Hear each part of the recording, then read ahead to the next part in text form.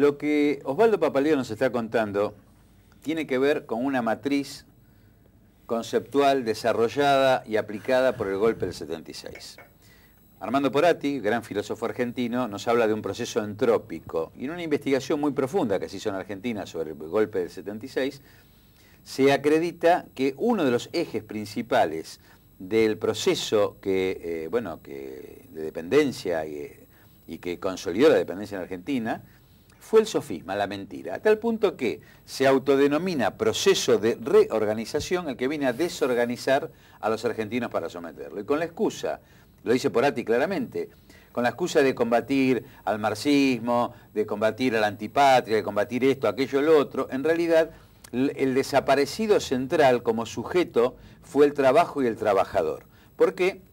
Porque es un modelo que vino a instaurar el modelo especulativo y que tenía como enemigo principal a los trabajadores y al trabajo. Es decir, la importancia que de lo que estamos discutiendo hoy de papel prensa, vuelvo a insistir, más allá de lo que fue afectada a las familias en particular, que eran propietarias, es el uso y la instalación de la mentira de modo sistemático a través de los 3 canales que manejaban las Fuerzas Armadas y de los diarios que le respondían. Era el modo de haber logrado en la Argentina que pasara de un modelo productivo a un modelo especulativo que recién se empieza a revertir en el 2003. Osvaldo, en este juego de mentiras, porque el sofisma es parte de este modelo, yo leí los otros días una carta que me pareció agraviante del hijo de Tato Bores y una respuesta tuya. Y realmente, bueno, me parece que hay que compartir con la audiencia estas experiencias porque creo que hay algo muy positivo. Hoy, no sé cuál será el resultado, si la justicia estará a la altura de las circunstancias de lo que la Presidenta le pidió, si los legisladores estarán a la altura de las circunstancias. Lo que sí sé es que nuestros jóvenes advirtieron que no hay más verdades absolutas y se dieron cuenta que lo que nosotros leíamos entre líneas eran mentiras que publicaban muchos diarios. ¿Por qué no nos contás este entredicho? Yo lo que quiero, digamos, primero que, verdad, el hijo de Tato Bores, todos lo denominan así porque claro, no tiene entidad propia, ni como artista, ni como periodista, nada. Es un tipo que trabaja en Clarín, hace una página los domingos, entonces él trata de agraviarme a mí, dice, no, porque participé en la época más siniestra. Y yo, al revés, es la época más gloriosa de mi vida, pero mirá que antítesis. Y entonces, dice, no, dice, porque asaltaron los canales de televisión en el plan de López Rega, como colaboraban. Lilita Carrió, la escuché yo, y me causó una... Llegó a decir que yo era el segundo de López Rega. Ya estaba yo, y pronto voy a ser yo López Rega, y no sé, un personaje era el doble, que ¿no? si vos dejás que... Estaba en el programa de Grondona, y el periodista, que debe conocer algo, él le dijo, no. Dice, Papaleo no estaba... López Rega no estaba en la Argentina cuando Papaleo era funcionario, el periodista de Grondona. Sí, ¿cómo? Hablan, digamos, ¿qué pasa? Son funcionales a un discurso. Entonces yo salí a aclararle qué significó la toma de, digamos, la determinación, la toma de la determinación de dar un decreto por el cual habían terminado las licencias de los canales de televisión. Los canales de televisión entre el 58 y el 60 se entregan a 3 grandes cadenas en el fondo americanas. Los 3 grupos, pero hay una que es como la frutilla de la torta, que es una que es Canal 13, que se entrega a Guar Mestre, un cubano, digamos, que en ese momento ni nacionalidad tenía, una cosa así, traído de los pelos, que es lo raro de esta historia, ¿no? Pero no es raro cuando hablamos de medio. Y el cubano este, que había sido expulsado de Cuba por Fidel Castro, era en Cuba dueño, era famosa la anécdota y la historia, cuando en la Cuba de Fulgencio Batista estamos hablando, el personaje, ¿no? Era dueño de los canales de televisión y de los prostíbulos, de esos hoteles y show de los americanos de la época. Entonces, el personaje este viene acá a un país que tenía una tradición artística, una tradición de televisión superior a la de Cuba, porque acá la televisión había llegado en el año 51 y en Cuba llegó después, pero llega como a descubrir América de un lugar que América ya tenía. La Argentina tenía un nivel de radio muy buena, tenía un nivel actoral muy superior al de Cuba, tenía la Cuba esa de Batista, y tenía un nivel de formación de autores, escritores muy superior. Llega el cubano, se apoderó de un canal, y este muchacho, que es justamente de ese canal del 13, su producto, habla, ¿no? Los canales de televisión se terminaron en el 72, sus licencias quedan por 12 años, dadas en los 60 sin licitación, a dedo, así nomás, como entregó la Revolución Libertadora muchas radios, y entregó en esa estructura este tipo. Se termina, se hace un decreto, Inclusive Perón, todavía vivo en el 74, en una ocasión, hace una cadena nacional, ahora que hablan de las cadenas nacionales, Perón amaba la cadena nacional, donde sienta en la mesa a Mareco, a Antonio Carrizo, está Brandoni, está el sindicato de televisión, está Argentola, la representación de los autores, está Saraí, y hablan de los medios de comunicación, pero la televisan en cadena y hablan, digamos, agenda abierta, ¿no? Bueno, y después fallece Perón y se instrumenta en agosto del 74 la intervención de los canales de televisión.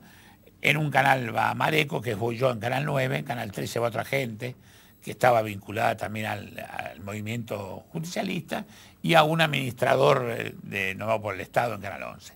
Ese tipo de cosas, él las confunde y dice, porque si tuvieron que ir tantos actores, y nombra un grupo de actores, que casualmente yo los había tenido trabajando en Canal 13, que eran, en el caso de Carela, Víctor Laplace, Norman Brisky, bueno, yo le nombro a Renan, a Alfredo Alcón, a Bárbara Mujica, a Marilina Ross, le nombro a propósito, le hago la política de recordarles. No, y además me abro un flanco propio, porque si un tipo quiere ser hermético, como cualquiera que declara, para no abrir campos de investigación, no hago esa guía de teléfono que le hago. Le abro tanto el campo que el tipo, le digo, yo me fui a trabajar con Atahualpa, cuando fui al exilio, con Yupanqui, con Nacha Guevara, le digo, con Piazzolla, algunos están vivos, están muertos, pero todos tienen familia, le digo, hijos. Le desautorizo su versión, totalmente interesada, pero yo la tomo como esta actitud de Clarín. Clarín ha tomado el camino de demonizarme a mí, ni a mi hermana, no puede en ese caso, yo tengo fresco por ser de militancia pública y además el que más los enfrenta abiertamente y cotidianamente, el tipo a desautorizar. Calificativo que no me hizo nunca cuando yo declaré en el juicio a von Bernig, a Camps, a Echecolat, nunca dijeron eso.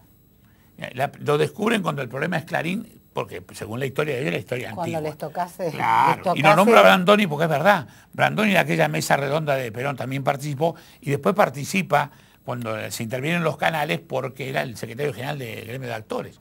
Ojo, la intervención fue aprobada de actores, por variedades, por todos los gremios, por el sindicato de músicos, por todo el mundo, fue unánime. Fue un momento esplendoroso de la televisión en algunos aspectos, y en un marco de la violencia política que había, un día apareció una amenaza de las 3A a un conjunto de actores y de intelectuales. Yo me acuerdo que yo, en el canal donde estaba yo, en el 3, hicieron las reuniones de los damnificados. Bueno, yo me puse al frente de la cuestión porque evidentemente yo no me podía disimular, hacerme el tonto que los habían amenazado porque era funcionario oficial. A mí, en ese caso, yo prioricé la justicia, la actitud y bueno, y salimos al paso. Esta cosa de Borenstein lo lleva a incursionar con cierta ligereza sobre aspectos de la vida nacional. Y en eso, claro, obviamente, le quitaron los canales, dice a García, a Romay y a Guarmestre. Y yo desnudo a quién le quitamos un canal. El tema era Guarmestre, fue siempre Guarmestre. Guarmestre era, además de todas las cosas que era, Braden había sido embajador en Cuba. Él se jactaba de haber sido amigo de Braden. Un odio al peronismo, y además cuando nosotros entramos al canal, las autoridades que entraron en ese momento publicaron los partes que tenía Guarmestre. Guarmestre dice, hoy habla, escrito y firmado por ellos, hoy habla Julián Di Castro en tal lugar, avenida Cangallo y no sé qué más, avenida Sarmiento y demás. Vayan a ese tío e inquiétenlo. Instrucciones por escrito a los periodistas que iban. Lo nombra el periodista que yo no voy a nombrar, pero lo nombra el periodista en el parte diario de ir a hostigar, ¿no? Sí, sí. Digamos, ¿qué es lo que hacen estos tipos? Digamos, entonces hablan con ligereza y dicen, no, a mi papá dice, le pagaron el contrato porque no pudo trabajar más en el 74.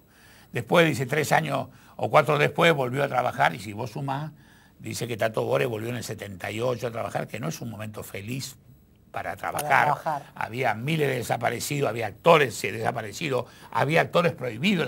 Él habla una lista de prohibidos, nunca hubo con el proceso una lista más grande. Fue todo el tema de las agendas, ¿te acordás que fue la etapa de las agendas, que caían compañeros? Porque yo creo que ellos se meten mal, porque ya hoy bajaron la temperatura, hoy ni hablan del tema, desapareció López Rega, Lilita Carrió anoche hablando en un programa, ni tocó el tema, ya no pasé a ser el segundo, me degradó, seguramente me ha puesto cuarto, quinto. No, pero dicen cosas como esa. Pero ojo, Lilita Carrió cuando salió a declarar, mi hermana y yo salimos a declarar, dijo que nos pagaba la CIDE, pero dice con una frescura. Pero dice que te paga la CIDE, que yo... es como que te den un diagnóstico de SIDA. No, lo más terrible de ese comentario es un comentario que anula por completo la historia que tenemos nosotros. Claro, bueno, pero lo podemos seguir hablando en el próximo bloque. Sí, cómo no.